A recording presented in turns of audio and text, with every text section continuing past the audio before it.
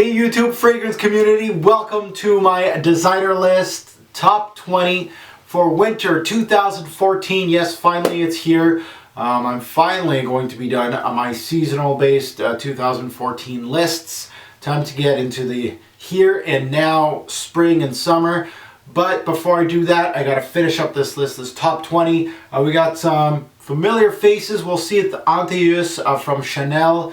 Actually hangs on to the #1 spot. That was actually a surprise for a lot of you last year. Antaeus, a great scent from Chanel, an oldie, but a great scent. Something that you guys should definitely check out. Chanel actually has 2 fragrances in this top 20. They did really, really well. But let's get into it. At number 20, it's a staple in my winter list. I can't go without it. It's from the House of Burberry. Probably the best scent they ever released, and this is Burberry London. Basically the wool coat of the fragrance game, guys. This is the Christmas tree of fragrances. I can't ignore it during December. This is just the seasonal. Again, I don't want to give it a stigma that it's a seasonal based fragrance. You know, it's great for Thanksgiving and Christmas, but it is. It's so great for that. The pine needle, the port wine, the spices. It's so comforting and cozy. It's even got a little coat around the bottle. That's how comforting and cozy this stuff is. Really great for these Canadian winters. Longevity and projection, not so good, but I like wearing it during the winter, especially if I'm going to stick around indoors. Burberry London's a great one at number 20. At number 19, talking about comforting, cozy, and great for seasonal things. This one, jumping back in the list at number 19, Dirty English, guys. This one, don't sleep on it. This one, very cheap to get online. Definitely look around. If you're in a colder climate, this one's not going to disappoint. Heavy leather scent paired with woods, some spices. Longevity and projection is pretty spotty, pretty poor on my skin, but definitely something that I wear around the holidays, just like Burberry London. Great for Thanksgiving, also great for Christmas. It just sets you, it sets the mood. At number 19, Dirty English is great.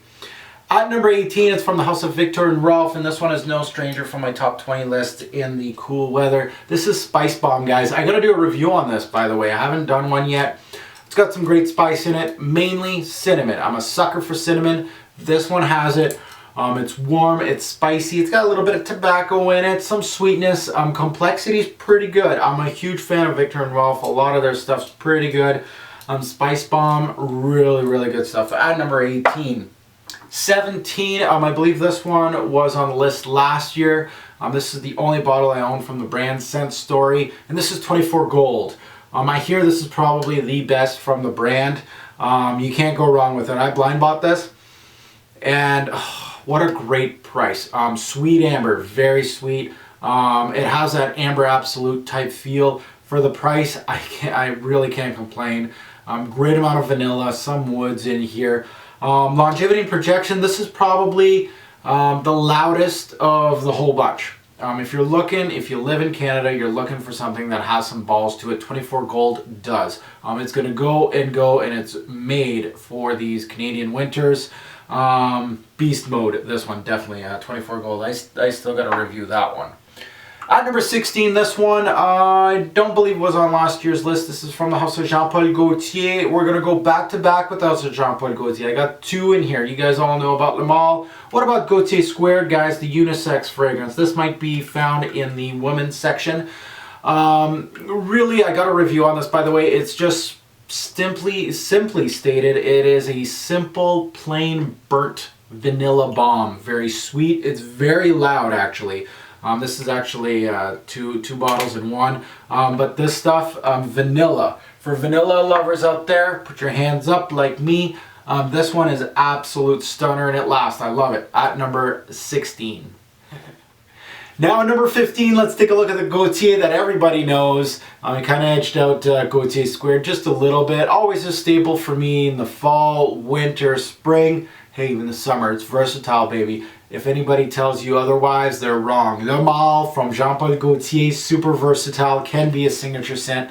I'm wearing it actually today. It's spring, it's warm, but it works. Why? It's got lavender and mint. It's great for spring. Now we're in the winter list. Well, it's got loads of vanilla.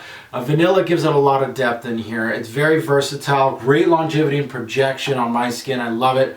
One of the best barbershop scents, giving kind of like a sweetness to it. was the way to go, to be honest. I really love that scent. Le Male. Probably not a signature. I'm not really a signature scent type of guy anymore. I am always changing it up, but Le Male is always in the conversation when I'm talking designer. At number 15. At number 14, we're going to go with the House of Eisenberg Patty, and this is Ose, the EDP version. Now this stuff reminds me of New Harlem. It's got a big punching lavender with a coffee combo. I love the coffee in this one. It has that Rocha Man of sweetness in it. Not as breakfasty as New Harlem. A cleaner version of Rocha Man, to be honest. Great scent, Eisenberg's Ose. I got the EDP, the Eau de Parfum, and I do not regret getting this bottle. Probably the most unknown scent in this top 20. That one you gotta check out, Ose. At number 13, this one's not a stranger to anybody. This was on last year's list. This is from the house of Christian Dior. And this is the classic, guys. I got a lot of fragrances in the 80s that I absolutely love, and this is one of them, Fahrenheit. Again, it's the shell of the originator, but this is just absolutely gorgeous. It doesn't matter if you got the 2014 version or 1988 version. They're all great. It's versatile. That leather in here, the violet leaf, gives you like a little kick of petroleum. This is still edgy to this day, still modern to this day. I just really think the formula of Fahrenheit, this is probably, do I say it, Dior's best formulation of a fragrance. Fahrenheit, do not ever shelve this, Dior. Keep selling it. It's a jewel at number 13. At number 12, this one hasn't seen a list in a while. This is from the house of John Varvatos. You haven't heard me talk about this fragrance in a long time. But it's getting played now this year. This is vintage. This is my favorite from the brand. Pretty much substituted Burberry London this winter. I think this is definitely the best from the brand. Definitely. It's very festive. It's got horrible longevity and projection, just kind of like Burberry London. But off the bat, this fragrance has a rhubarb note, and it's great. It's got some spices, some wood, some leather, a little bit of smoke from the leather.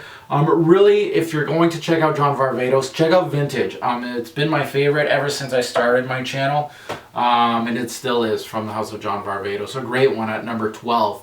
At number 11, this guy is usually at the top of the list, or at least top 10. Squeaked out of the top 10 this year, but this one is the best from this brand. It's from the house of Lalique, and this is Encre Noire. And guys, Encre Noire is a beaut. The best vetiver in the designer game, I always say that. Yes, it is. Why? Because it's bold, it's different, it's dark. It's got this wet yet dry vetiver. I don't know how they did it. They pulled it off. It's got that wet, but it also has that dry vetiver feel. Really nice. Should be really pricier than what it is. It should be a lot more expensive than what it is.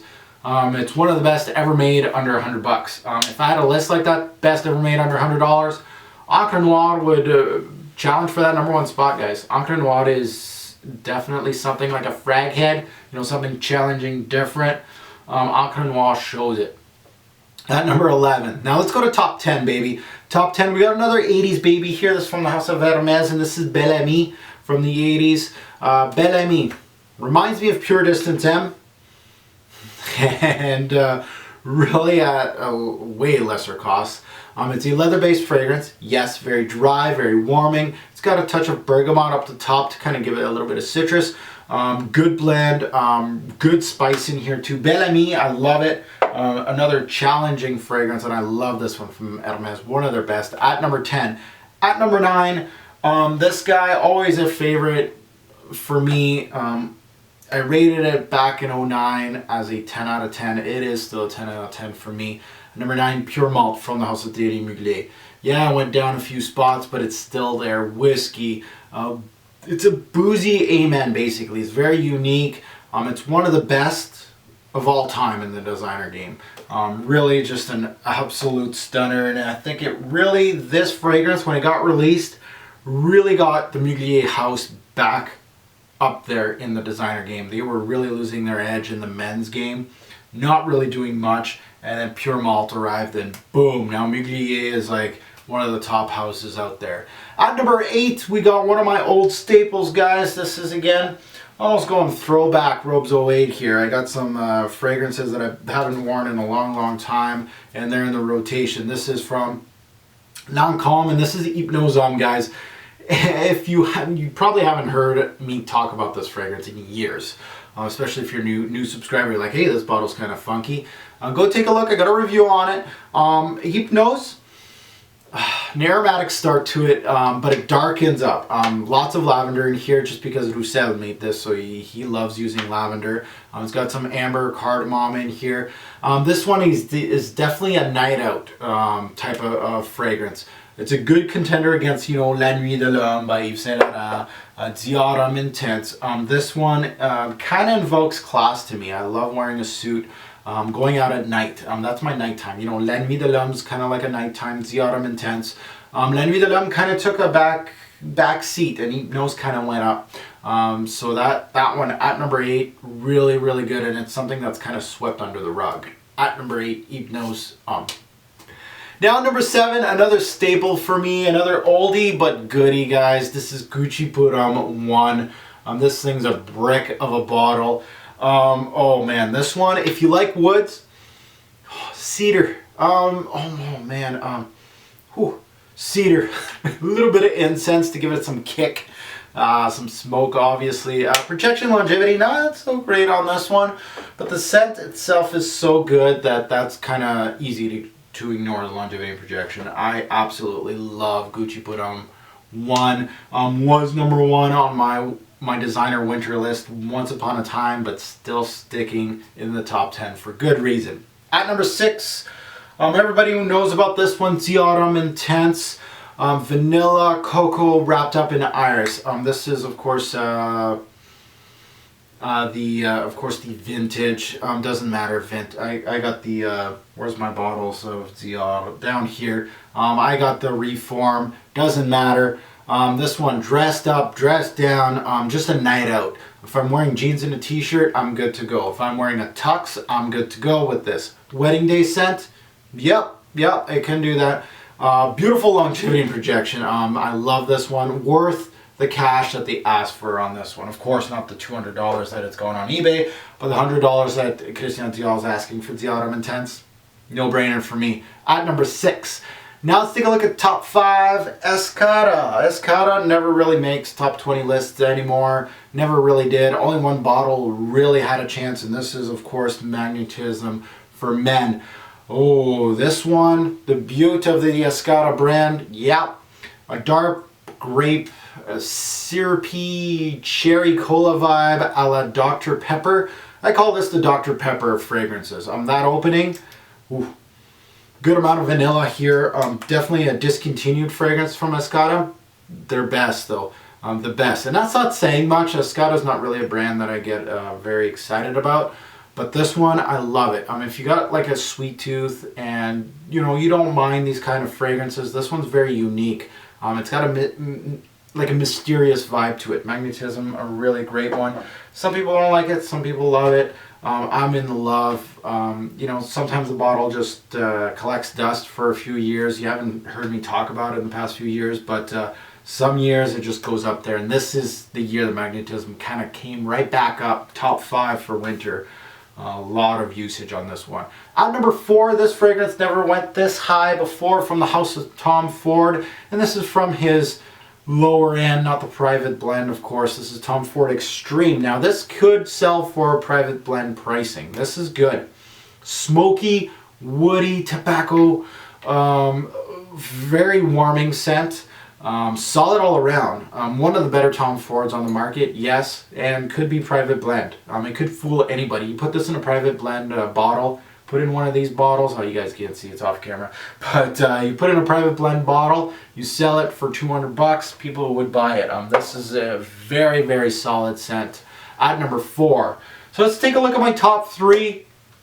One of these bottles never made top 3. 2 of these bottles have been pretty much steadily in this top 3 in the past few years. So let's take a look at them. At number 3, this is a newcomer. This is from the house of Chanel. Chanel's got 2 in this top 3.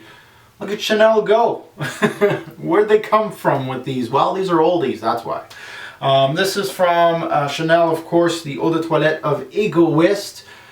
Cinnamon bomb, guys. And you guys know I love my cinnamon. Warming, comforting. Sandalwood, there's some rose in here. The complexity's good, the blend's great. It's dark, well balanced, and kind of daring too. It depends who you are as far as your nose go. I think it's just a perfect blend for me. I don't really see it as a daring scent, but I could see a lot of people thinking that this is a little too much for them. Great for the wintertime. Egoist deserves a top 3 spot, and this year got it. At number 2, we got the House of Mugler. You guys know if I'm talking Mugler top 3 winter, you know what I'm talking about. The originator. Amen, baby. The best designer released ever. Pretty freaking close. Gourmand Patchouli Bomb. This thing shines in the winter. Complexity is outstanding. It's daring. It's beautiful. Warm, cozy, uniqueness. It gets 10 out of 10 for me in the designer game. Nothing even touches this as far as uniqueness. One of the better purchases under $100. This could be one of them. When I was talking about Encre Noire, this could challenge it for the number 1 spot. Amen.